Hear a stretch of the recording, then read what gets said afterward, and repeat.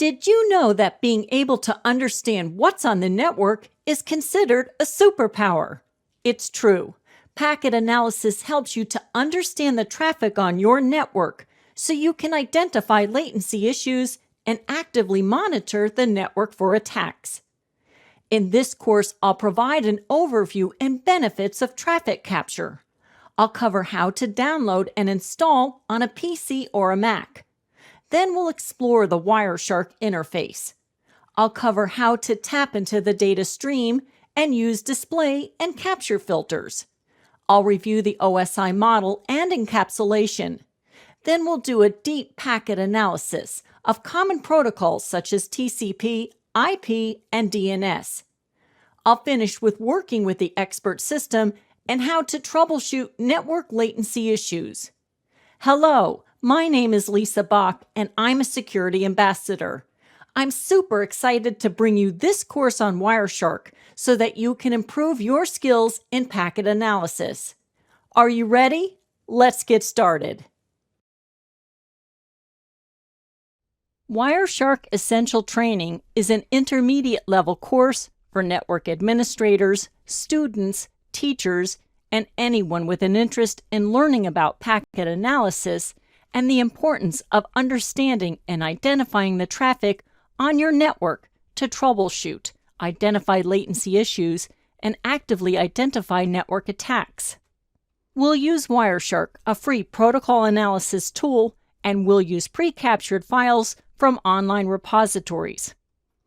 I'll be walking you through the basics, so no previous experience with Wireshark is necessary.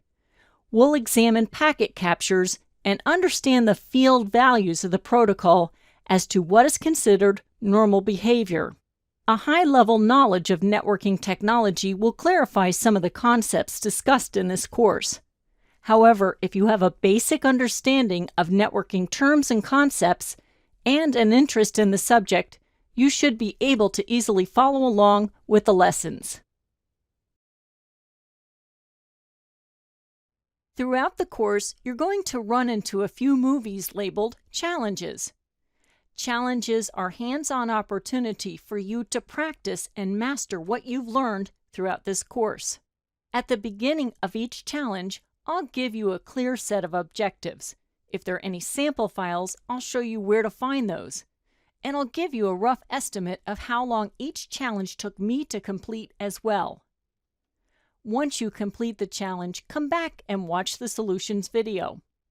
In the solution video, I'll show you how I completed the challenge, and I'll give you some insight on my thought process along the way. Challenges are opportunities for you to practice what you're learning as we progress through this course, but there's also a chance for you to have some fun as well. So be sure to try them out. So that you can follow along, be sure to grab the file that contains all the links to this course. You'll find that and other files in the exercise files on the overview page of this course. Wireshark is a network analysis tool. Any active capture should only be used in an environment that you have full control or on a network that you have written permission that specifically allows you to capture and analyze traffic. On today's networks, there are many reasons for traffic analysis that include troubleshooting network problems, intrusion detection and forensics, and to gain a better understanding of protocols. Wireshark is a powerful packet analysis tool where you can capture, display, and filter traffic live from a network interface. Network administrators, developers, security analysts, students, and building automation control specialists can all benefit from using Wireshark. Network administrators have long used Wireshark to monitor network traffic, to resolve bottleneck issues, and it can help to build your firewall rules. A new player with Wireshark are developers. Developers can benefit from understanding protocol and application behavior. They can see how the routines behave and see if the application works the way they anticipated. They can also determine if it's the application or the network that's causing slow response times. Security professionals find that Wireshark is a valuable resource. For example, if they suspect malicious activity, they can look at the conversations and see if there's a strange port number. They can then do a Google search and determine what program uses that port and determine whether it's malicious or not. Using Wireshark can help students to better understand many of the common protocols used on a network today. They can then study the behavior of the protocol. We're all familiar with the 4-packet exchange in the DHCP process, but if we drop it into Wireshark, we can actually see the exchange of the discover, offer, request, and acknowledge. And then we can drill down in each individual packet to see what is happening.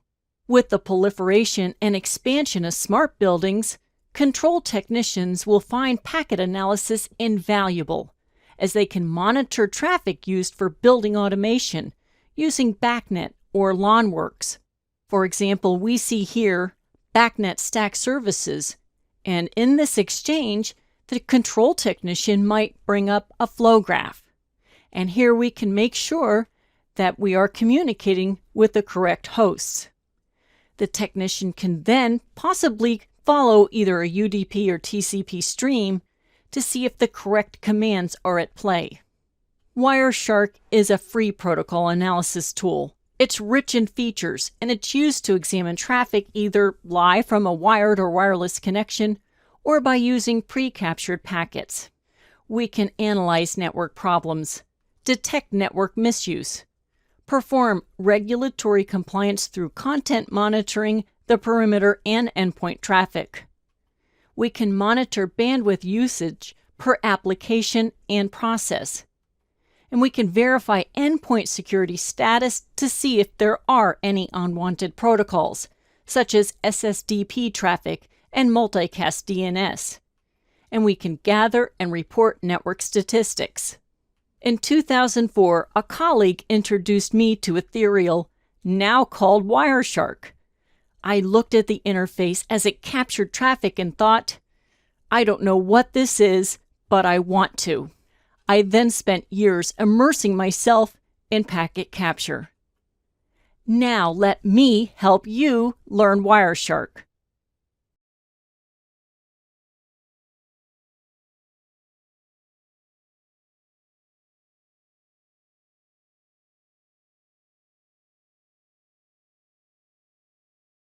Wireshark is a powerful network protocol analyzer that allows users to capture and inspect network traffic in real time. In this segment, we'll cover how to choose the best option for your operating system, along with key choices you may encounter during a standard installation. When you're ready to download and install Wireshark, head on over to wireshark.org, where you'll see this screen. And then you'll select Download. Which takes us to this section. Now first we see the stable release, which I have already selected and have already downloaded. Now within this section, you'll see the Windows installer for 64-bit, but there's also one for Mac operating system and others. Now, what's important is that you should use the most recent release on your machine. Now, why is that? Well, people submit bugs to the developers all the time, and then they do their best to fix as many issues as possible. So when you get an update, you'll get a release with certain functions that have been enhanced, and also bugs that have been fixed. Now, you can also select Old Stable Release, which, of course, is an older version, and then there's the development release. Scroll down where we can see the following. More downloads and documentation can be found on the Downloads page. I'll select that and open it in a new tab. Now, once here, I'll scroll down. Now, what's really great is that Wireshark can be installed on a number of different platforms. including Arch Linux, Novell, Red Hat, and a lot of others. And why? Well, a lot of vendors are incorporating Wireshark right into their devices. We'll go back to the home page. And on the bottom, you'll see the news about StratoShark. Let's go there. I'm here at the home page for StratoShark. Now, this is Wireshark for the cloud, and this is a powerful option, as many companies are using cloud-based applications. Next, let's step through an installation. I have Wireshark ready to install, and you can follow along. Once you've given the appropriate permissions, it'll present you with this screen. We'll say Next. Now, this is the license agreement. Now, you can read it if you want, but I'll just say Noted. We'll go Next. Now, on this page, it tells you to choose the components. And what I do is generally accept the default, because it also includes T-Shark as well as Wireshark. Now, T-Shark is a lightweight command line interface program where if you need to do a large capture, this might be the best choice. With T-Shark, you can do your capture and then bring it into Wireshark for analysis. And we'll go to Next. And here is where you can select your shortcuts if you like. And in some cases, you may be prompted to reboot. I'll go to the next page. And it tells us what directory to install Wireshark. And then we also want to make sure that we have npcap installed. Now, if you don't have npcap, it will prompt you to install it. Otherwise, you won't be able to capture packets. And in addition, you may want to use the USB PCAP. Now, if you haven't already used this option, this is nice if you want to do some troubleshooting with your USB. Now I'll say Next.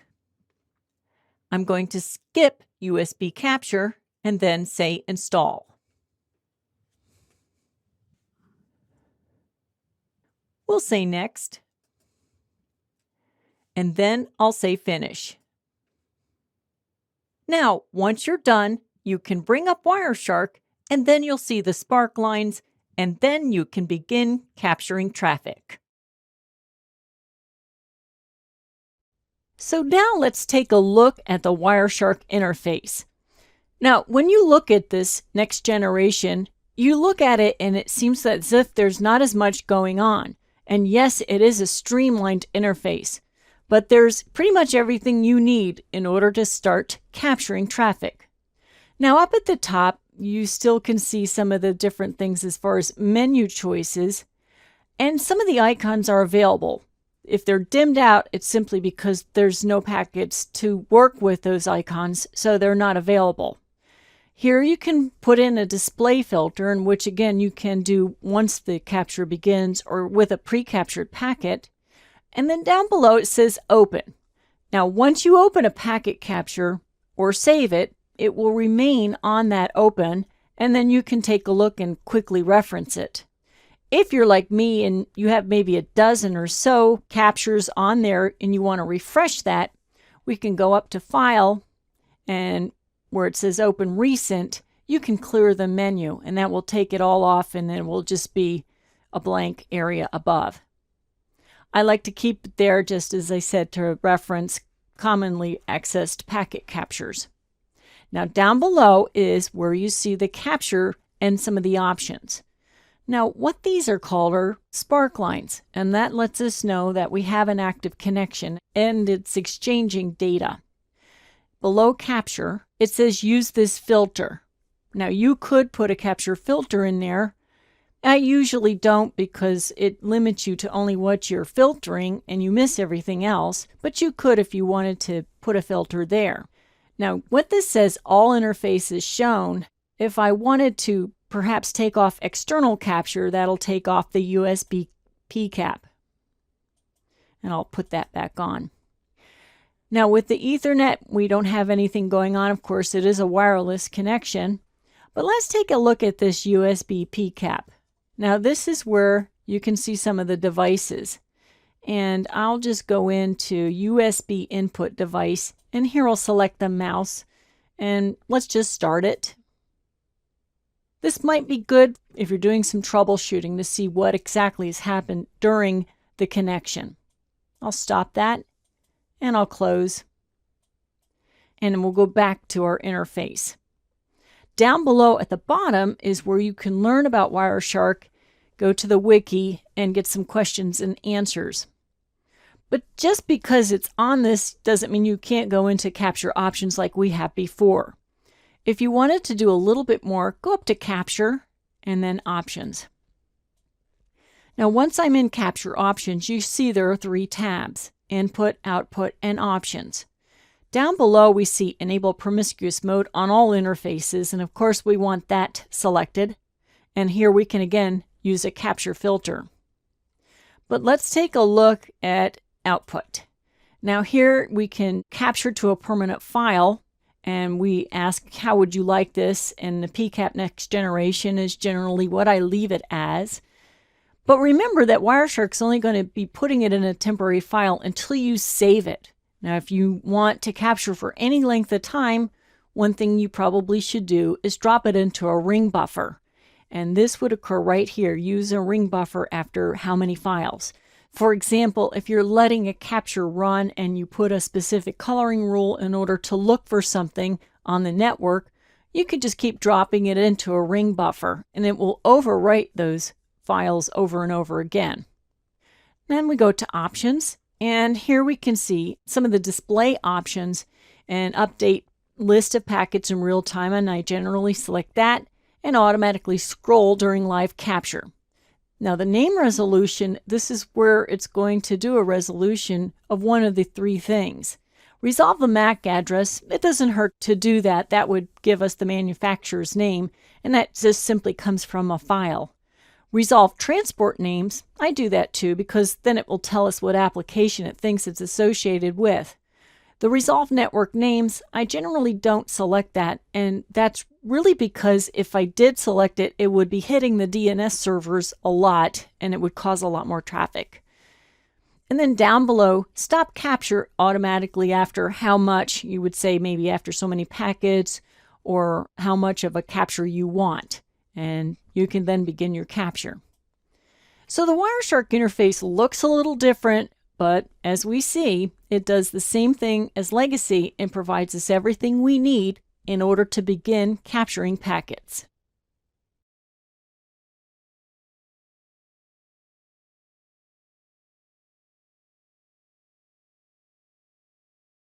When using Wireshark, you can access built-in help resources and official documentation to better understand all the features, filters, and network analysis tools. In this segment, we'll review the many ways to get help in Wireshark. That includes the Help menu, User Guide, and Questions and Answers.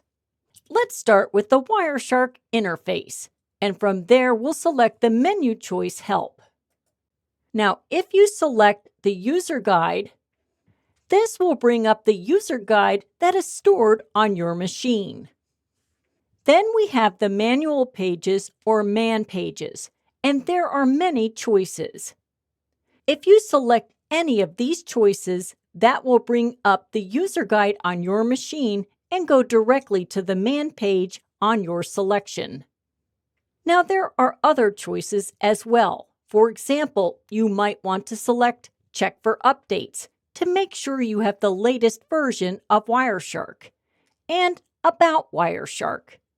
And that tells you all the behind-the-scenes information on Wireshark. Now there's also sample captures. Let's go to this page. Here we see a capture repository. Now this is where you can grab a capture on several different types of protocols. Next, let's take a look at what's available below. Now here, under Learn, you can see some of the same information we saw in the Help menu choice. Now all the choices are hyperlinks. Let's go to each of those, and we'll start with the user guide. Let's start with the user guide, which takes us to the online user guide. In addition, we can select Wiki.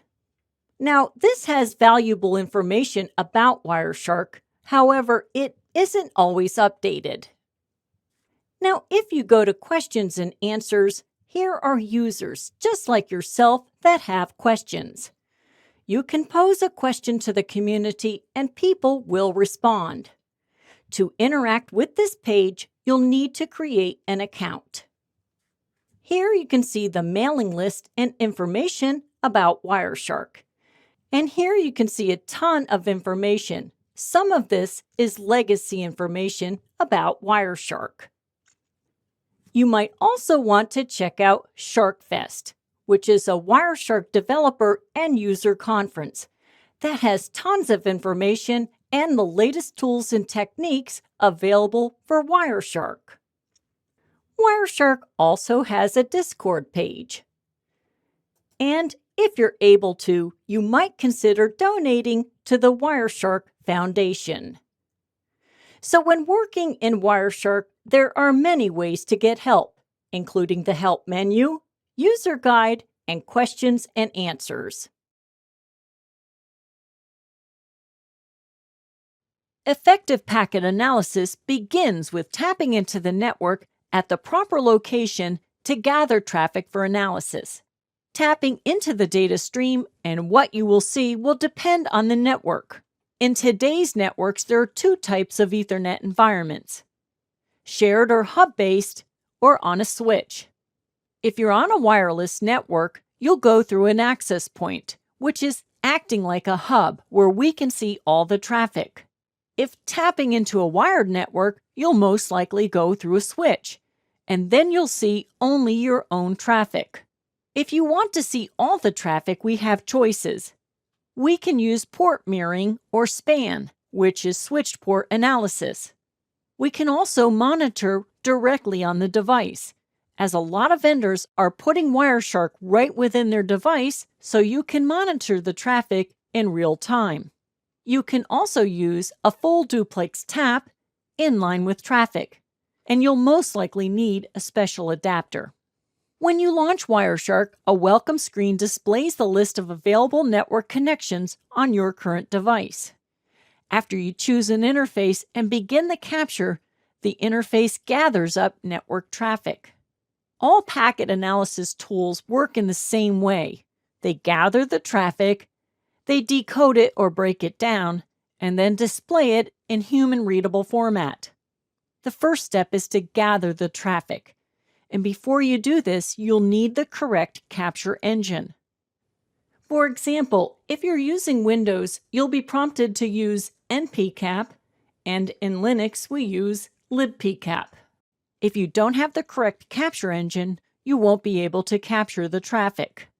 Keep in mind that traffic enters the network interface card one frame at a time. Packet analysis software converts those bits into readable form for analysis. The heart of this is where the decoding takes place. Wireshark was ethereal before 2006, but the main core is still the same. The Ethereal Packet Analyzer, or EPAN, is the packet analyzing engine for Wireshark.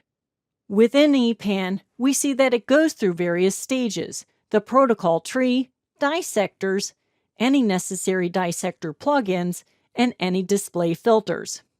Wireshark and many other packet analysis tools provide options to enhance your graphical experience and will display the traffic in a readable format. I'm here with this packet capture, and let's take a look at the interface. When you see a capture, we see that it defaults with the 3 panels. The first panel is the packet list. The packet list pane is at the top of the window, and it shows all the packets found in the active capture file. Up at the top, we see columns, which we can modify. We can make them larger or make them smaller. And I can also add to those very easily by right-clicking. And for example, if I would like to see version. Now keep in mind that everyone will have slightly different column headers and choices for column headers. It really depends on how you customize those headers. I could take that off by going back in and unchecking that, but I can also add a column value by going directly into a field value. And for example, I want to add total length, and it says apply as a column. And I'll take that off.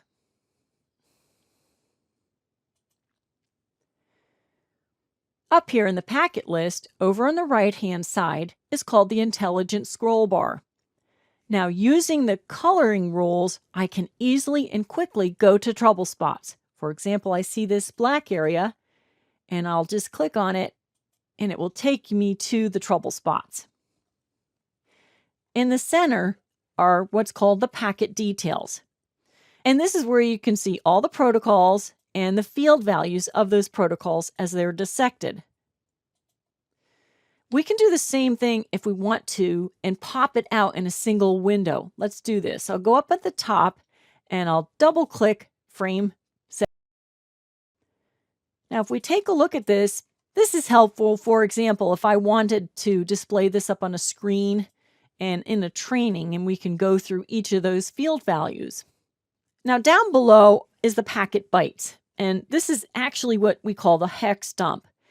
And this is the raw data. It's in hexadecimal, but I could make it in bits. I can right-click and say, show as bits. But there's a lot of information. So I'll go back in and show bytes as hexadecimal. And when you're in here, if you click on a field value, you'll see that it's mirrored down below in the packet bytes. Now, what you see is the default configuration and how it's presented to you. We can change that. We'll go to Edit and Preferences, and then to Layout. And here we can see the default layout.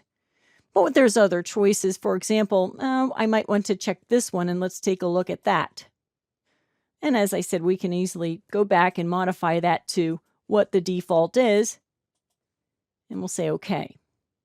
The last thing I generally do is I go in and I take off the packet bytes. So go to View and Packet Bytes. And this gives me a little bit more landscape when I'm doing the analysis. Effective packet analysis goes through several phases. First, we need to tap in at the correct location.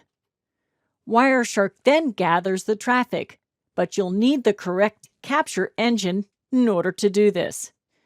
Wireshark then decodes the packets using ethereal packet analysis, which is the core engine for Wireshark. It then displays the capture in a readable format for analysis.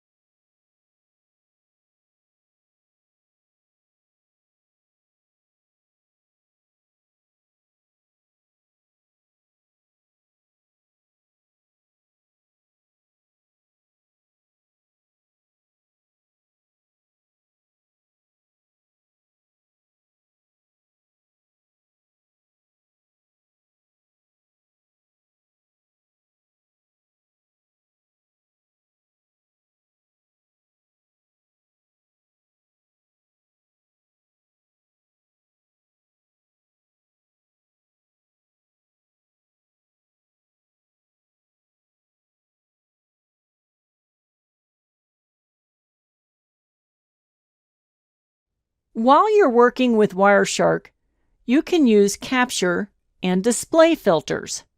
A capture filter is applied prior to capture and will only capture what you filter, nothing else. A display filter is used during an active capture or even on a pre-captured packet. one important thing to know is that they are different. And also, when you're working with display filters, there are shortcuts for those display filters where you can simply right-click. And I'll do that during demonstrations and show you how to easily get and apply a filter. So let's take a look at the interface here. And I want to just show you one important thing, and why they're different is because this comes from the capture engine, and the display filter is within the Wireshark and the dissectors and the decodes. So if I go up to the display filter and, well, say for example, I want to just display FTP traffic. Now I'll just type FTP, and it does come up with some choices, but if it just is FTP, I'll leave it at that. Now, while I was typing that, I think you noticed something. It's red. Now, what happens in Wireshark is it's trying to help you. If it's red, it means it won't work. Green means it's good, and yellow means go ahead and try it. It might work, it might not work. The other thing is, when I start typing, if I were to type a capital FTP, it won't work. It never has, and it may work at some point, but at this point, a capital letter on the left-hand side won't work. Now I can type FTP and just select that, and I would be able to capture FTP data. But while I'm using it in a display filter, I'll also capture other types of traffic. All right, so I'll take that off, and I want to just show you something down below here. Well, say for example, if I'm only interested in capturing FTP traffic, nothing else. All right, well, let's just type FTP. Doesn't work. Well, again, that's because they're different. Now, on this little green mark right here, just click on here. I just want to show you that there are some samples in here that you can use in order for you to create a capture filter. Now, if we look at the way it's structured, you can see that there are different protocols, different ports. What I'm going to show you is I'm going to type TCP. Still doesn't like it. So let's type TCP port 21. Now, that's an FTP port. All right. So as you can see, I simply put port 21, which is associated with FTP. And now I'll go to an open FTP site just so we can see what we get when we capture that traffic. And I'll double click on my Wi-Fi and begin capturing. And I'll select one of the captures. And in here, this is a huge capture filter. And then I'll stop that. All right. And so now you see, all I have is FTP traffic. The traffic is no longer coming in. But now we take a look, there's nothing else. So if I need to do some troubleshooting, well, let's see, I'll go to statistics and a flow graph. There's the FTP traffic, nothing else. All right, now I'm going to close this. Continue without saving. And I'm going to take that off, so you really don't want to keep that capture filter on there because it's not going to do us any good, because it will limit anything else I tried to capture.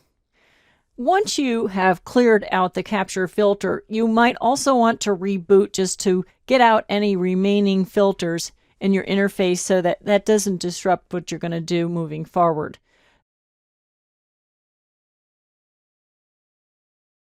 So I want to open up a TCP example, and once I open this up, we'll just do a couple of things with the display filter. And this is where, again, you'll take a look at apply the display filter. Now, there's a lot of things that we can do as far as providing a display, and I'll just type TCP. And again, it's turning green, so that means it's okay. And we'll see a lot of traffic in there.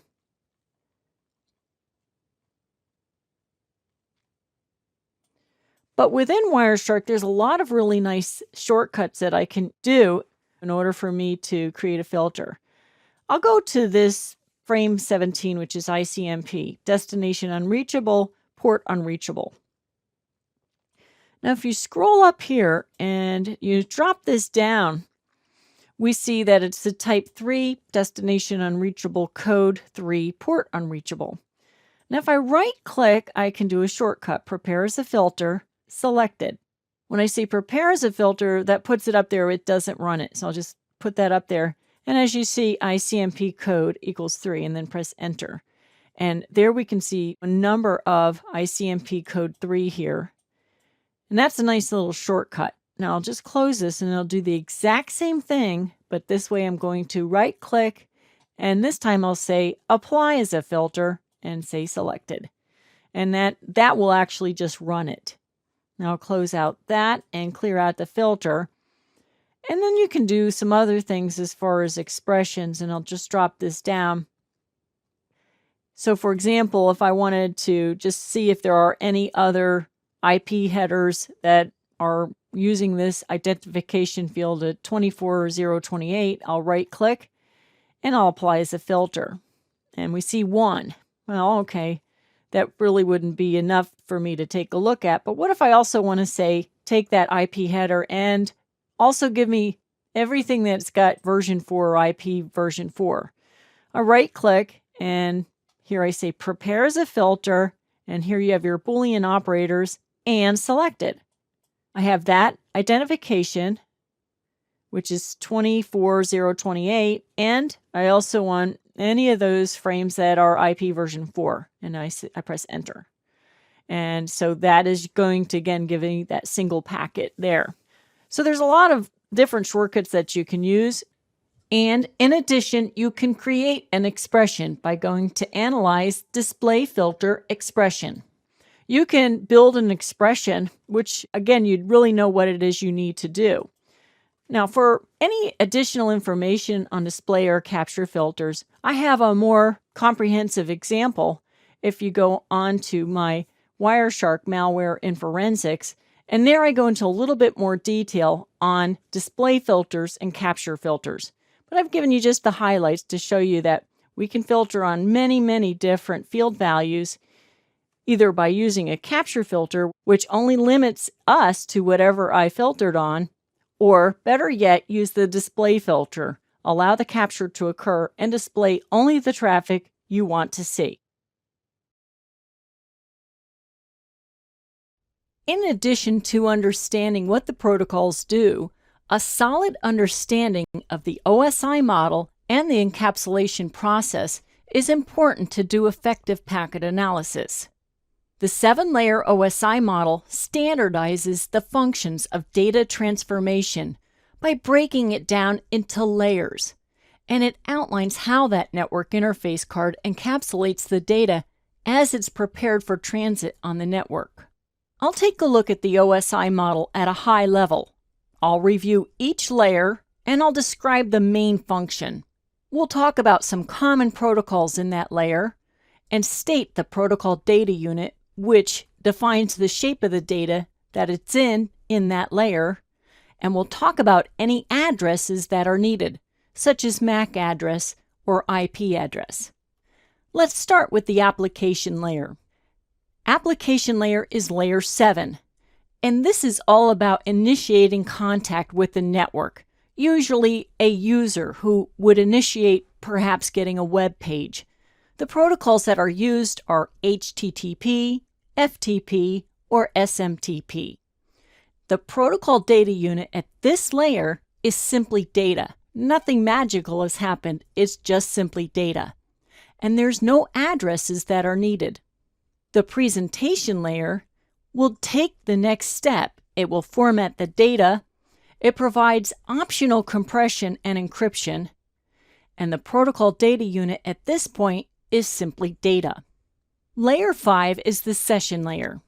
This is all about initiating, maintaining, and tearing down a session. Again, the protocol data unit at this point is simply data. Now, when we go to the transport layer, this is where we start the encapsulation process. The transport layer is responsible for transporting data. Depending on how you need it transported, you might choose a connection-oriented protocol such as TCP or connectionless protocol such as UDP. The protocol data unit at this point is a segment, And at this point, we need a port address. We need the source and destination port address, which will logically associate with an appropriate application. Layer 3 is the network layer. This is all about the network. We provide addressing and routing. And we talk about the different protocols that are in this layer. We know, of course, there is IP. And of course, we also need ICMP. But let's take a look at that protocol that I put right in between layer 3 and layer 2, which is Address Resolution Protocol. Now, Address Resolution Protocol is a unique protocol in that there is no IP header, and that's because it's where it needs to be. There's no routing involved. It's simply resolving an IP address to a MAC address. The protocol data unit at this point is a packet, and the address is an IP address. Layer 2, or the data link layer, is all about proper frame formation.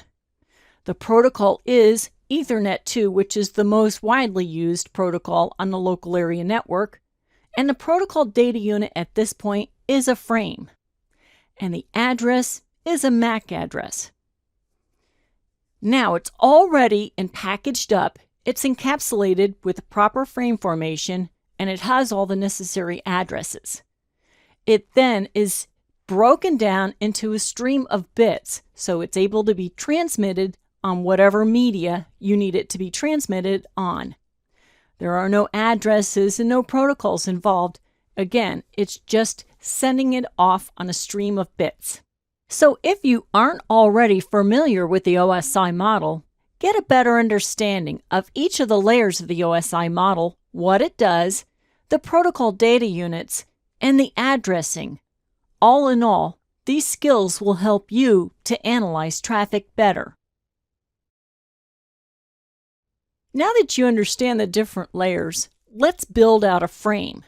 Now, when frame formation occurs and the encapsulation process takes place, we start out with a stump of data. Well, the data might be a web request. The next thing that happens is we create a segment, and that would either be your TCP or UDP header. And within that segment, we have the source and destination port address.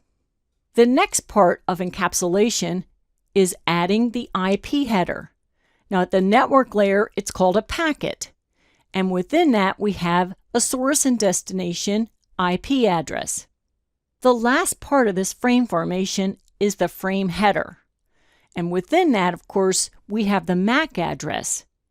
And with a frame, not only is there a header, we also have a trailer. That is the frame check sequence.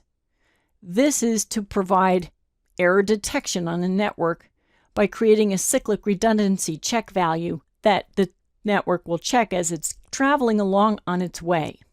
Now, if we look at that frame formation and the encapsulation process, we can relate it to how it's presented to us in Wireshark. So take a look at this encapsulation, and all the way at the top is, of course, your frame header.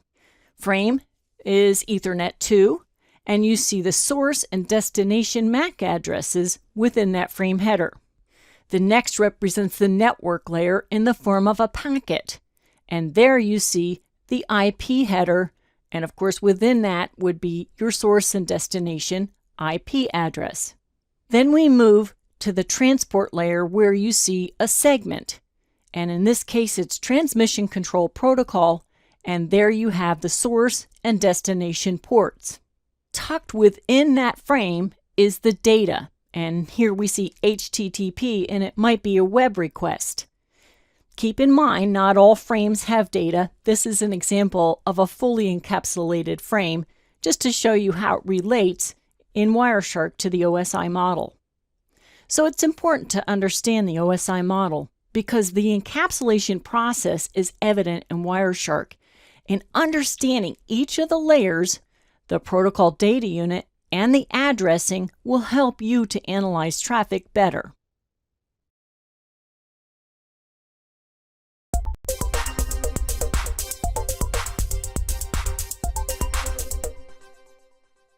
Let's do a visual challenge so that you can follow along The questions are in the exercise file that have all the links to the course. Question 1. By default, Wireshark saves packets to a temporary file. To save files using a ring buffer, select A. Edit, B. Go, C. Capture, or D. Tools. Question 2. In frame 714, what represents the transport layer header? A, B, or C? And question 3. In frame 714, what represents the frame header? A, B, or C? Check back to see the solution.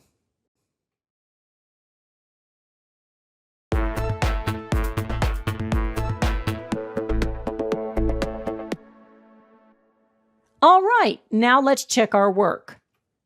For question number 1, by default, Wireshark saves packets to a temporary file. To save files using a ring buffer, select C. Capture. Question number 2.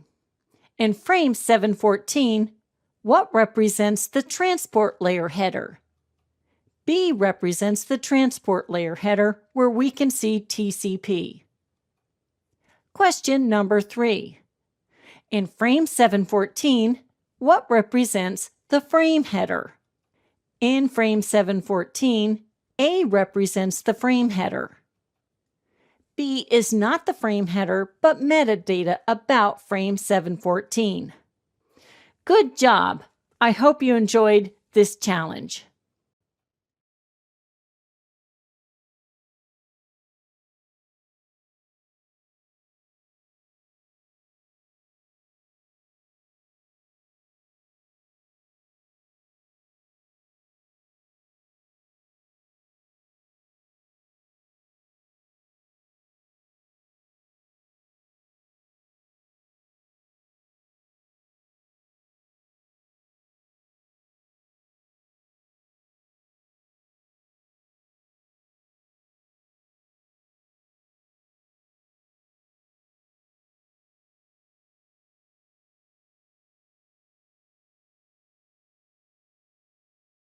The TCP/IP suite or Internet suite is a set of protocols that allows us to communicate and exchange data on the network. The suite defines how data is packetized, addressed, transmitted, and routed. The key protocols are TCP, UDP, IP, and ICMP. We see the TCP/IP suite residing here at the network and transport layer. At the network layer, the main players are IP and ICMP. IP, or the Internet Protocol, is the network layer protocol used for routing the data from the source to the destination. IP is responsible for addressing and does not have any error reporting functions. For that, we use ICMP. This is used in addition to the Internet Protocol to carry error, routing, and control messages. However, it does not exchange any data between systems. The transport layer provides data transport by using either TCP, which is a connection-oriented protocol, or UDP, which is connectionless. You will hear that other protocols ride on top of the TCP/IP suite, and those would be protocols such as those in the application layer, HTTP, FTP, or SMTP. And we need to set in our bindings the ability to use TCP/IP as pictured here in this graphic. The TCP/IP suite or Internet suite is a set of protocols that allows us to communicate and exchange data on the network. Transmission Control Protocol resides at Layer 4 or the transport layer of the OSI model.